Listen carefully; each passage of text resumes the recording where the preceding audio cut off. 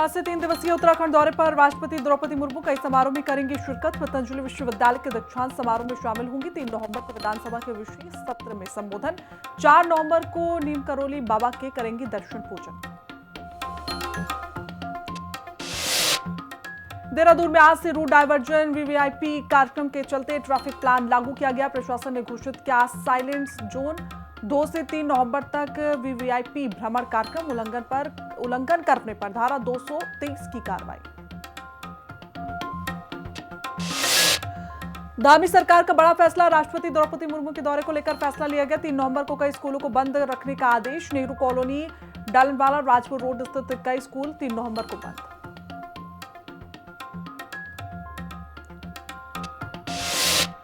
जोलीकोट आमपड़ के पास से एक टेम्पो ट्रैवल वाहन दुर्घटनाग्रस्त। सड़क से लगभग 15 मीटर नीचे टेम्पो ट्रैवल खाई में गिरा। एसडीआरएफ ने 15 घायलों को सुरक्षित बाहर निकाला। 2 लोगों की मौत, 1 लापता।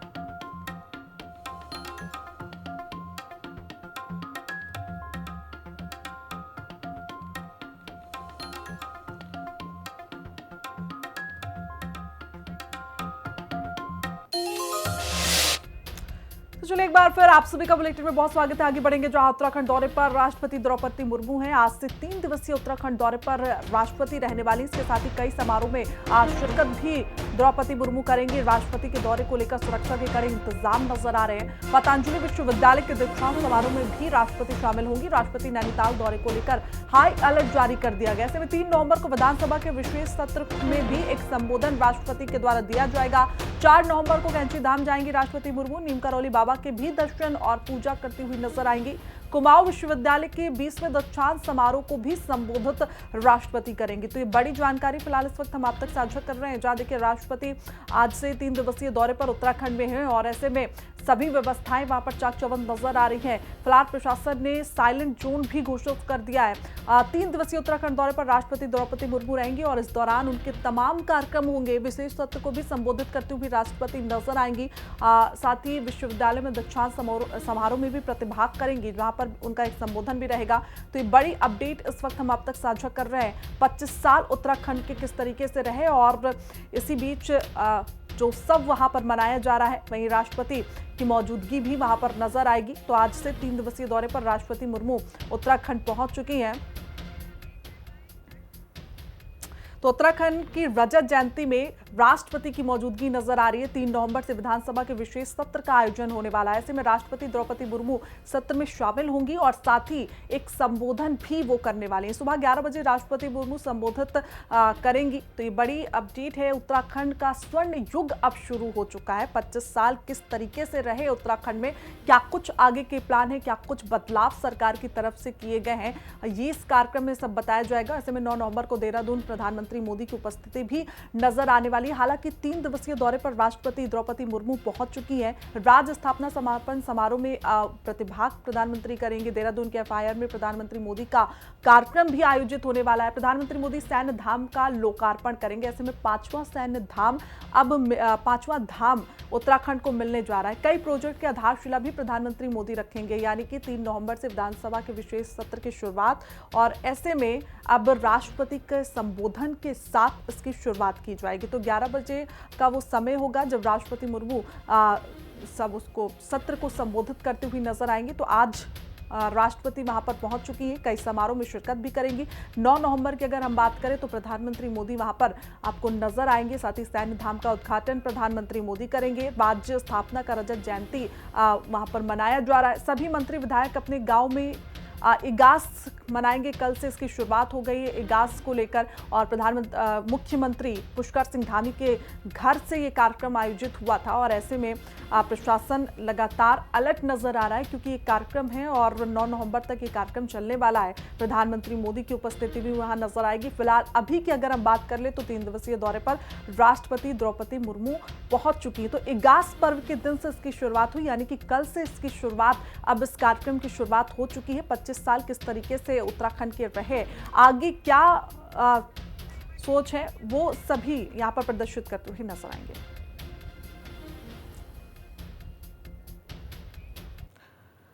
तो चलिए आगे बढ़ेंगे। जहां देहरादून में आज से रूट डायवर्जन होगा, ऐसे में वीवीआईपी कार्यक्रम के चलते ट्रैफिक प्लान लागू किया गया है। प्रशासन ने साइलेंट जोन घोषित कर दिया है। 2 से 3 नवंबर तक वीवीआईपी भ्रमण कार्यक्रम उल्लंघन करने पर धारा 230 की कार्रवाई होगी। वीवीआईपी प्रस्थान के 1 घंटे बाद तक प्रभावी रहने वाला है। इतनी बड़ी जानकारी फिलहाल इस वक्त हम आप तक साझा कर रहे हैं, जहां उत्तराखंड की रजत जयंती की शुरुआत और ऐसे में राष्ट्रपति द्रौपदी मुर्मू का दौरा है और वो पहुंच चुकी हैं 3 दिवसीय दौरे पर। और उसको लेकर देखिए रोड डायवर्जन भी कर दिया गया है।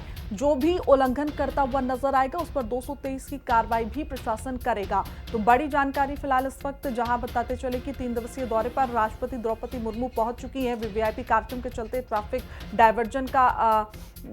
डायवर्जन घोषित किया गया। ऐसे में प्रशासन ने साइलेंट जोन भी घोषित कर दिया है।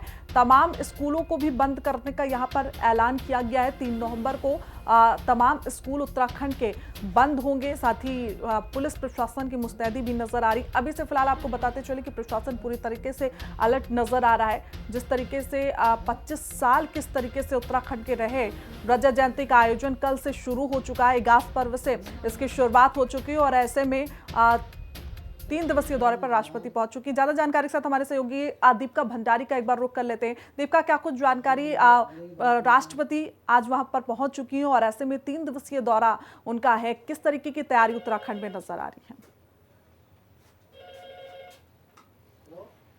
जी बिल्कुल, देखिए राष्ट्रपति का ये 3 दिवसीय दौरा रहने वाला है उत्तराखंड का, जिसमें आज सबसे पहले वो पतंजलि विश्वविद्यालय वहाँ पर दीक्षांत समारोह में शिरकत करेंगे और इसके साथ शाम को जो है उनका रात्रि विश्राम देहरादून के राष्ट्रपति निकेतन में होगा, राजपुर रोड में। और वहीं 3 तारीख को जो सब जानते हैं कि उत्तराखंड के 25 साल पूरे हो रहे हैं और उसके अवसर पर मुख्यमंत्री पुष्कर सिंह धामी ने विशेष सत्र बुलाया है 2 दिवसीय, जो कि कल से शुरू हो रहा है। तो इससे पहले राष्ट्रपति जो है संबोधित करेंगे विधानसभा के अंदर। वहीं इसके बाद वो नैनीताल का रुख करेंगे और नैनीताल में वो एक राजभवन जो है उसे 125 साल हो गए हैं, उसके समारोह में शिरकत करने वाली है। वहीं दिल्ली लौटने से पहले वो नीम करोली बाबा का जो मंदिर है कैंची धाम में, वहां जाएंगे और नीम करोली बाबा के दर्शन करेंगे और इसके बाद वो दिल्ली वापस लौटेंगी। फिलहाल अगर बात करें कानून व्यवस्था की या पुलिस सुरक्षा की, तो चप्पे चप्पे पर पुलिस तैनात की गई है, चाहे वो एयरपोर्ट हो जहां वो उतरेंगे और इसके बाद देहरादून की ओर रुख करेंगे। जिस रूट से उनका काफिला गुजरेगा वहां पर पुलिस तैनात की गई है और साथ ही जहां पर वो कार्यक्रम करेंगे या जहां वो रात्रि विश्राम करेंगे, उस पूरे इलाके को साइलेंट जोन घोषित किया गया है। ना वहां कोई से वाहन गुजरेंगे, ना आएंगे, ना जाएंगे, ना कोई दोपहिया वाहन, ना चौपहिया वाहन। पुलिसकर्मी चप्पे चप्पे पर तैनात है। वहीं अगर बात करें विधानसभा की, तो विधानसभा का 300 मीटर के दायरे में जो है नॉन पार्किंग जोन रहेगा। ना वहां पे गाड़ियां आएंगी, ना जाएंगी, ना पार्क होंगी और साथ ही साइलेंट जोन भी घोषित किया। इसी के साथ नेहरू कॉलोनी, राजपुर रोड और डालनवाला, इन क्षेत्रों में जहां पर जो स्कूल पढ़ते हैं, चाहे वो प्राइवेट हो चाहे सरकारी हो, उनको बंद करने का जो नोटिस है वो जारी किया सरकार की ओर से। क्योंकि वहां से जब काफिला गुजरता है, चाहे वो मंत्री हो, मुख्यमंत्री हो, तो जब हम देखते हैं 2 बजे के आसपास छुट्टी होती है तो काफी जाम वहां लग जाता है। ऐसी स्थिति ना हो, इसलिए इन स्कूलों को जो है बंद किया गया है। 3 दिवसीय दौरा है जो कि खास रहने वाला है। 25 साल उत्तराखंड के पूरे हो रही है, रजत जयंती के अवसर पर सरकार इसे मनाने जा रही है। तो कहीं ना कहीं ये जो 25 साल है ये खास रहने वाले हैं, क्योंकि पूरे देश की नजर जो है वो आज उत्तराखंड में है। बिल्कुल दीपिका, ऐसे में देखिए राष्ट्रपति का एक प्रोटोकॉल होता है और वो सभी फॉलो किए जा रहे हैं। तमाम स्कूलों को भी बंद कर दिया गया, रोड डाइवर्ट कर दी गई हैं और ऐसे में जो आम नागरिक हैं उनको समस्या ना हो, उनके लिए भी क्या कुछ व्यवस्थाएं की गई हैं जिससे राष्ट्रपति का जो प्रोटोकॉल है वो भी पूरी तरीके से सही नजर आए और लोगों को भी परेशानी ना हो? जी बिल्कुल, देखिए चूंकि आज संडे है तो ऐसे में दफ्तर जो है, चाहे वो सरकारी हो या कई प्राइवेट दफ्तर जो होते हैं, उनमें सरकारी संडे को दिन जो छुट्टी है वो होती है। ऐसे में आज के दिन जो जाम की समस्या वो इतनी नहीं है सड़कों पे, लेकिन जब लोग खरीदारी के लिए निकलेंगे या घूमने निकलेंगे, ऐसे में समस्या जो है जाम की बन जाती है। और ऐसी स्थिति से निपटने के लिए देहरादून पुलिस ने खासतौर पर एक नया डाइवर्ट प्लान जो है वो जारी किया है, ट्रैफिक प्लान, जिसमें जिस रूट में मुख्य राष्ट्रपति गुजरेंगी वहां पर जो है उसको रूट डाइवर्ट कर दिया गया है और ऐसी जगह से लोगों को, वाहनों को आवाजाही होगी जहां से उनको ना तो दिक्कत हो ना ही जाम लगे। तो नया ट्रैफिक प्लान जारी किया है, खासतौर पर घंटेघर, राजपुर, नेहरू कॉलोनी, यहाँ से सारे रूट डाइवर्ट कर दिए गए हैं। लोगों को किस तरीके की परेशानी होगी, पुलिस ने ये भी दावा किया है। बिल्कुल दीपिका, तमाम जानकारी के साथ जुड़ने के लिए आपका बहुत बहुत शुक्रिया। तो चलिए आगे बढ़ते बात देहरादून की करेंगे, जहां धामी सरकार का बड़ा फैसला। राष्ट्रपति द्रौपदी मुर्मू के दौरे को लेकर ये फैसला लिया गया है। स्कूलों को बंद करने का आदेश यहां पर दिया गया है। जहां नेहरू कॉलोनी डालनवाला में स्कूल बंद रहेंगे, राजपुर रोड स्थित कई स्कूल 3 नवंबर तक बंद कर दिए जाएंगे। तो ये बड़ी जानकारी फिलहाल इस वक्त हम आप तक साझा कर रहे हैं। धामी सरकार का बड़ा फैसला, और ऐसे में देखिए राष्ट्रपति द्रौपदी मुर्मू का 3 दिवसीय दौरा है और इसको लेकर अभी फिलहाल सरकार की तरफ से ये फैसला लिया गया, जहां 3 नवंबर को स्कूलों को बंद कर दिया जाएगा। क्योंकि जब स्कूलों की छुट्टी होती है तो भीड़ का समय हो जाता है, जाम की स्थिति बन जाती है। ऐसे में राष्ट्रपति का एक प्रोटोकॉल है और उसी को देखते हुए ये बड़ा फैसला धामी सरकार की तरफ से लिया गया। हालांकि जगह जगह पुलिस की तैनाती भी वहां पर नजर आ रही है।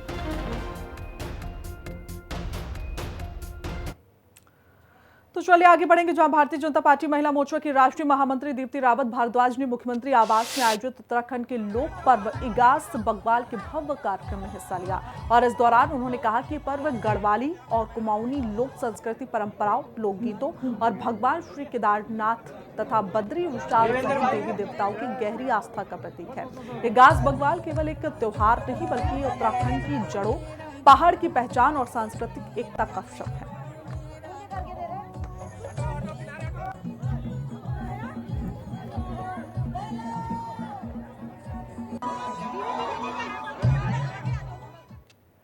टिहरी में इगास दीपावली बड़ी ही धूमधाम से मनाई जा रही है। नगर पालिका द्वारा बैराजी स्टेडियम में कार्यक्रम करवाया गया। विधायक किशोर उपाध्याय अपने गांव पाली में ग्रामीणों के साथ इगास खेलेंगे। इससे पहले विधायक किशोर उपाध्याय ने जिला सभागार टिहरी में जिलाधिकारी नित्का खंडेवाल की अध्यक्षता में बैठक ली है। बैठक में उन्होंने रजत जयंती समारोह को लेकर प्रशासन द्वारा अब तक क्या तैयारी की गई है, इस पर विचार विमर्श किया।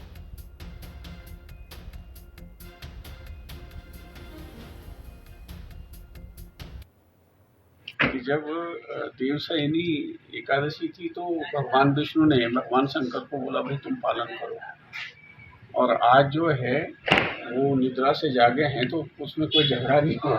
उन्होंने बहुत स्मूथली जो है भगवान विष्णु को अपना दायित्व दे दिया। तो और भी आज का बहुत अच्छा दिन है, तो इसलिए आज से शुरू होकर के हमें आदेश है हर नेता को कि भाई आपको अपने गांव में जाना है और उसमें इगास का पर्व मनाना है। मैं तो खुद अभी पाली जाऊंगा, लेकिन ये बहुत ज़रूरी था जो आज का बैठक थी। तो चलिए आगे बढ़ेंगे खबर टिहरी से, जहां की बैराजी स्टेडियम में जिलाधिकारी टिहरी नित्का खंडेवाल ने भी इगास दीपावली पर खूब डांस कर लोगों को मंत्र मुक्त कर दिया। प्रशासन और नगर पालिका के सहयोग से ये कार्यक्रम आयोजित किया गया था।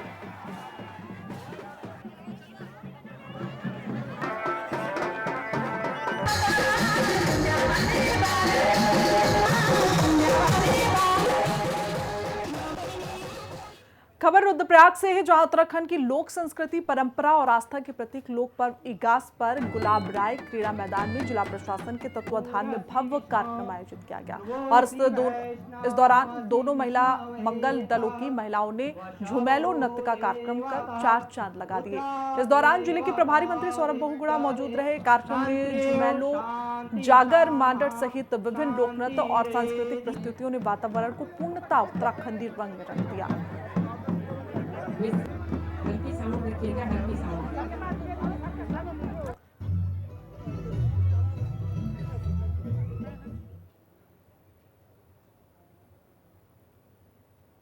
तो चलिए आगे बढ़ते, जहां पौड़ी के ऐतिहासिक रामलीला मैदान में लोक पर्व इगास धूमधाम से मनाया गया। बीजेपी संगठन द्वारा आयोजित इस भव्य कार्यक्रम में गढ़वाल सांसद अनिल बलूनी मुख्य अतिथि के रूप में मौजूद रहे, जबकि पूर्व मुख्यमंत्री देवेंद्र सिंह रावत और तीरथ सिंह रावत भी यहां पर मौजूद रहे। सांसद बलूनी ने पूजा अर्चना कर पारंपरिक बहलो खेला और प्रदेशवासियों को पर्व की शुभकामनाएं दी गई। ऐसे में स्थानीय कलाकारों ने लोकगीत नृत्य से माहौल को उल्लास में बना दिया।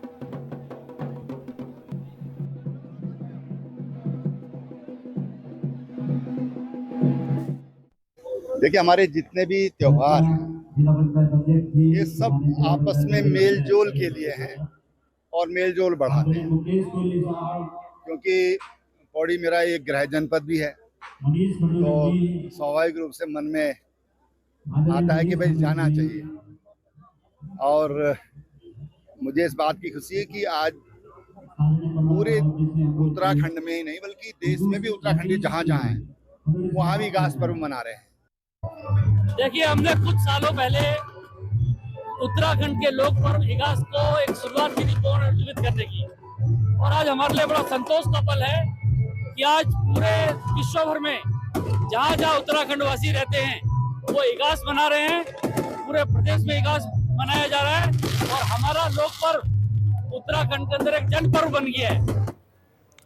बीती रात एसडीआरएफ पोस्ट नैनीताल को आपदा प्रबंधन नैनीताल द्वारा सूचना प्राप्त हुई थी कि जोलीकोट आम पड़ाव के पास एक टेम्पो ट्रैवलर वाहन दुर्घटनाग्रस्त हो गया। वहीं पर एसडीआरएफ पोस्ट नैनीताल से सब इंस्पेक्टर मनीष भाकुनी के नेतृत्व में रेस्क्यू टीम घटनास्थल पहुंची। वाहन अनियंत्रित होकर सड़क से लगभग 15 मीटर नीचे गिरा हुआ था, जिसमें कुल 18 व्यक्ति सवार थे। टीम ने 15 घायलों को सुरक्षित निकालकर उपचार के लिए हल्द्वानी अस्पताल भिजवाया, जहां 2 लोगों की मौत हो गई और एक व्यक्ति लापता बताया जा रहा है, जिसकी खोज अभी जारी है।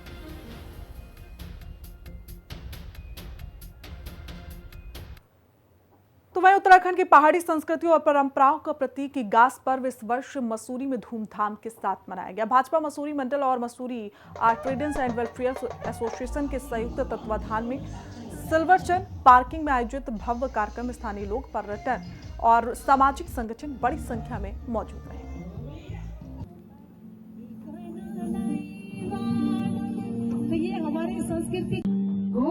ये इगास पर्व जो है उत्तराखंड का पारंपरिक पर्व है। ये वो पर्व है जो हमें उत्तराखंड की माटी से जोड़ता है, उत्तराखंड की पारंपरिक कथाओं से, गाथाओं से, गीतों से, दर्द से जोड़ता है और खुशियों से जोड़ता है। इसमें कई परंपराएं जुड़ी हुई हैं, कई कथाएं जुड़ी हुई हैं। मैं सबसे पहले तो सबको इगास पखवाल की, बूढ़ी दिवाली की बहुत बधाई दूंगी और विशेष मैं आभार व्यक्त करूंगी, बधाई दूंगी हमारे भाजपा मसूरी मंडल को, हमारे मंडल अध्यक्ष अजय अग्रवाल जी को और पूरे मसूरी मंडल के कार्यकर्ताओं की। उन्होंने इतने भव्य रूप से इगास पखवाल मनाई और आज आप देखेंगे कि यहाँ पर केवल स्थानीय लोग नहीं, केवल प्रवासी नहीं, जो पर्यटक भी मॉल रोड पे चल रहे हैं उनके मन में भी एक सवाल उठ रहा है कि आज कौन सी दिवाली है। तो एक चर्चा का विषय भी बन रहा है और हमारी संस्कृति जो है उसके बारे में दूसरे प्रदेशों में भी एक चर्चा होगी। तो इस तरीके के जो प्रयास हैं, आज मुख्यमंत्री जी ने खुद अपने घर पे इतना बड़ा कार्यक्रम आयोजित किया है, हर जिले में, हर ब्लॉक में ऐसे कार्यक्रम हो रहे हैं, तो ये बहुत सुखद संकेत है। तो वहीं रजत जयंती समारोह को बड़े ही धूमधाम से टिहरी में मनाने के लिए जिलाधिकारी की अध्यक्षता में जिला सभागार में बैठक की गई। बैठक में टिहरी विधायक किशोर उपाध्याय ने अधिकारियों को कहा कि रजत जयंती समारोह को बड़े ही धूमधाम से मनाया जाए। साथ ही उन्होंने कहा कि ये दशक उत्तराखंड का दशक है। बैठक में तय किया गया कि उत्तराखंड राज्य आंदोलनकारी को डोबरा चांटी पुल पर सम्मानित किया जाएगा।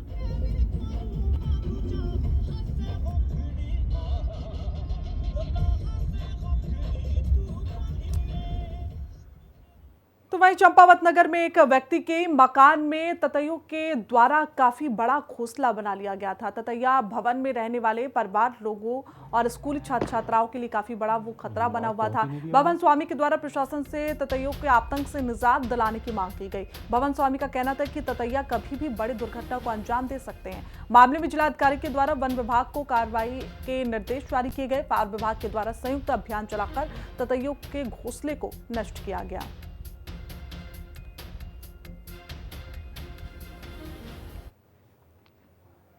फिल्म निर्माता अभिनव सिन्हा ने आज हरिद्वार पहुंचकर हर की पौड़ी पर गंगा स्नान किया। उन्होंने मां गंगा से देश में सुख, समृद्धि और शांति की कामना की। गंगा स्नान के बाद अभिनव सिन्हा ने अपने तीर्थ पुरोहित उज्जवल पंडित के साथ हरिद्वार के लोकल बाजारों का भी भ्रमण किया। इस दौरान उन्होंने श्रद्धालुओं और स्थानीय लोगों से भी बातचीत की। हरिद्वार के स्वाद का आनंद लेते हुए अभिनव सिन्हा ने पूरी और आलू की सब्जी का भी लुत्फ उठाया और हरिद्वार की मेहमान नवाजी की जमकर सराहना की। उन्होंने कहा कि हरिद्वार की गंगा, यहाँ की पवित्रता और लोगों का अपमान हर बार मन को छू जाता है।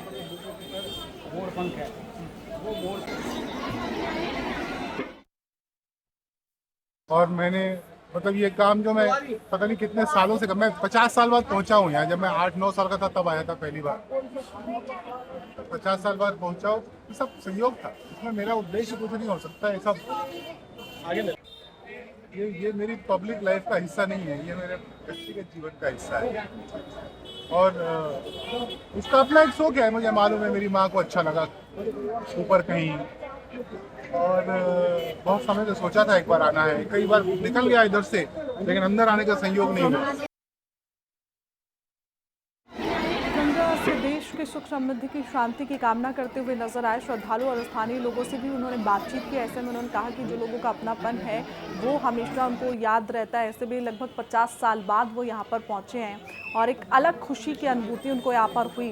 अनुभव सिन्हा हर की पौड़ी में पहुंचे थे और ऐसे में तस्वीरें भी हम आपको दिखा रहे हैं जहाँ माँ गंगा में नहाते हुए स्नान करते हुए वो नजर आए। हालांकि वहां पर मौजूद लोगों के साथ भी उन्होंने बातचीत की। फिल्म निर्माता है अभिनव सिन्हा जो हर की पौड़ी में पहुंचे और उन्होंने खुद बताया कि लंबे समय के बाद वो यहाँ पर आए हैं। कई बार उनकी इच्छा हुई लेकिन सहयोग नहीं बन पाया और लगभग 50 साल का वो समय रहा, उसके बाद वो यहाँ पर आए और बेहद खुशी उनके मन में यहाँ पर नजर आई। उनके चेहरे पर खुशी दिख रही है और ऐसे में आसपास के जो लोग थे उनसे भी बातचीत करते हुए वो नजर आए।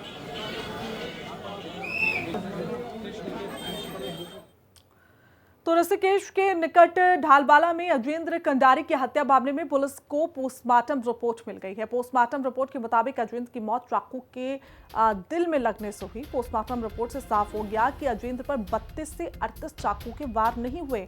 वहीं कुछ लोगों ने इसका केवल भ्रामक रूप से प्रचार प्रसार किया, जिस पर पुलिस ने भ्रामक प्रचार करने वालों पर कार्रवाई की चेतावनी दी।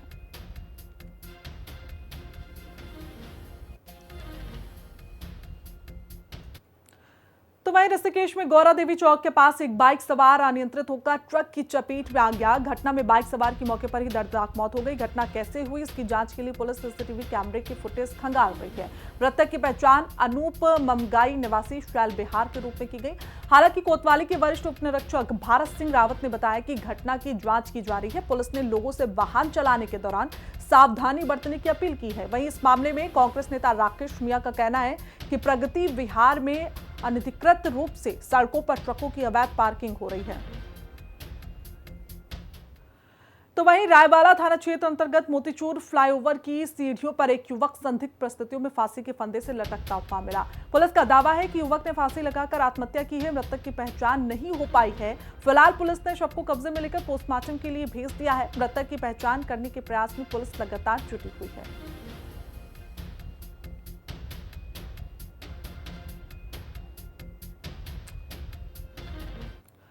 उधम सिंह नगर जनपद के पीपल पड़ाव रेंज के तिलपुरी इलाके में एक दर्दनाक घटना सामने आई। जंगल से गुजर रही रेलवे लाइन पर एक हाथी ट्रेन की चपेट में आ गया। टक्कर लगते ही हाथी पास में बने एक गड्ढे में जा गिरा जो दलदल में बदल चुका था। हैरानी की बात यह रही कि हाथी पिछले 15 घंटे से अधिक समय तक दलदल में फंसा तड़पता रहा, लेकिन वन विभाग उसे बाहर निकालने में नाकाम साबित हुआ। बड़ा सवाल रेलवे विभाग पर भी उठ पाया। रेलवे ने पहले दावा किया था कि जंगल से गुजर रही इस रेलवे लाइन पर सेंसर लगाए गए। सही है। देखिए, कल रात को ये ट्रेन जो गुलाबो से निकली है लालकुआ के लिए, उसमें 3 डिब्बे लगे तो उससे एक्सीडेंट हुआ। ये नर हाथी है और जब हमने सूचना मिली तो हमने पहले स्टाफ भेजा। उसके बाद हम लोग रात को मौके पर आए। हमारे एसडीओ और डीएफओ और मेडिकल टीम पूरी रात को आई। इसको पेन किलर दिए। अब इसमें फिर वो डॉक्टर की टीम आ रही है और उन्हें ऊपर संपर्क किया उच्च डॉक्टरों से। वो मौके पर आ रहे, बताएंगे इसका क्या इलाज किया जा सकता है। सर, जीप कटने की भी बात की जा रही है। हाँ, तो एक्सीडेंट हुआ है तो कुछ भी हो सकता है। ट्रेन से कटा है तो किसी ने काटी नहीं है, ट्रेन से ही टक्कर लगी उसकी कटी है। कि गुलाबोट से आने वाली ट्रेन से ये जो है एक्सीडेंट हुआ और ये रात 8 बजे से घायल है और यहाँ पर पड़ा हुआ है। इसको तो मैं जो है विभाग की नाकारी समझूंगा कि उन्होंने अभी तक इस पर एक्शन नहीं लिया। अभी आरओ साहब से जानकारी मिली है कि इसे पेन किलर की दवाई दी गई है शाम, और अभी लॉन्ग की टीम। घटना यह है कि रात में ये हाथी यहाँ पे आए होंगे तो ये 8:30-9 बजे की समय की घटना बताई जा रही है और तो इसकी जान को बचाया जा सकता है। 9 बजे जो ये हाथी का एक्सीडेंट हुआ ट्रेन से, तो जहाँ तक है कि शायद यहाँ पे ऑफिसर आए हुए थे और वो लोग देख के गए हैं इस घटना को। तो उसके बाद इसको क्यों इसका उपचार नहीं हो रहा है और क्यों इसको निकाला नहीं जा रहा है ये समझ में नहीं आ रहा है। और मैंने खुद उनसे कॉल किया है और तो मेरी बात भी हुई है। अब मैं इस विषय में तभी उत्तर दे पाऊंगी जब मेरी उनसे कोई बात होगी। तो वह लोहाघाट क्षेत्र में ठंड ने अब दस्तक दे दी है, जिसके चलते लोग सुबह घरों से योग व्यायाम व मॉर्निंग वॉक के लिए निकलना कम कर देते हैं। आयुष्मान आरोग्य मंदिर लोहाघाट की योग अनुदेशिका सोनिया आगरा का कहना है कि ठंड बढ़ने के साथ ही कई घातक बीमारियां होने लगती हैं, जिसके चलते ब्रेन स्ट्रोक, हृदय गति का रुक जाना, उच्च रक्तचाप, खांसी, जुकाम, बुखार समेत कई गंभीर बीमारियों की चपेट में आम जनमानस आने लगते हैं। उन्होंने समस्त जनता से स्वस्थ रहने के लिए योग को अपनी दिनचर्या में शामिल करने की अपील की।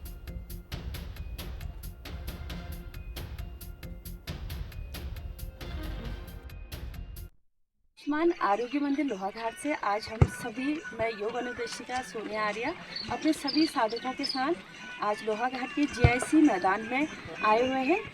हम आज योग के प्रचार के लिए बाहर निकले हुए हैं इस उद्देश्य से कि योग को अपनी दिनचर्या में शामिल अवश्य करें और आप स्वस्थ रहें, मस्त रहें। इसी संदेश के साथ आप सभी को प्रणाम।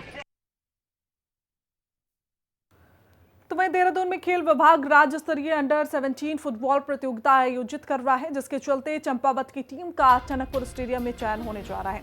चयन को लेकर फुटबॉल कोच नीतीश ढेक के नेतृत्व में लोहाघाट से खिलाड़ी टनकपुर के लिए रवाना हुए हैं। लोहाघाट नगर पालिका के बजरंग बली वार्ड के सभासद सुरेश फरियाल ने टीम के खिलाड़ियों और कोच को शुभकामनाएं दी। सभासद ने कहा कि उन्हें पूरी उम्मीद है कि कोच नीतीश ढेक के नेतृत्व में क्षेत्र के फुटबॉल खिलाड़ी अच्छा प्रदर्शन करेंगे।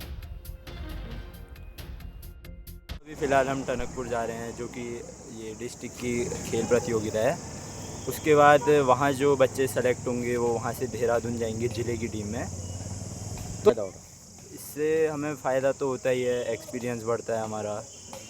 तो मैं कोच साहब को बहुत धन्यवाद देना चाहूँगा कि जो इनके मार्गदर्शन में खिलाड़ी हमारे आज टनकपुर प्रतिभा करने जा रहे हैं। समय समय पर इनके द्वारा जीआईसी मैदान में भी खेल प्रतियोगिता कराई जाती हैं, जिससे हमारे युवा साथी नशे मुक्त होकर खेल की तरफ बढ़ते हैं। खेल में आज ऐसा है कि पढ़ाई से ही कैरियर नहीं बन रहा, आजकल खेल कूद से भी बहुत सारे कैरियर बन रहे हैं। अभी टनकपुर हमारा जिला स्तरीय टूर्नामेंट है, खेल विभाग द्वारा ये आयोजित है। उसके बाद वहाँ से देहरादून के लिए टीम सिलेक्टेड होगी। जो प्लेयर वहाँ से सिलेक्शन होगा जिनका, वो जाएंगे उधर से। चलिए फॉलो लौटूंगी कुछ खबरों के साथ, वक्त एक छोटा सा ब्रेक का। देखते रहिए हिंदी खबर। नमस्कार।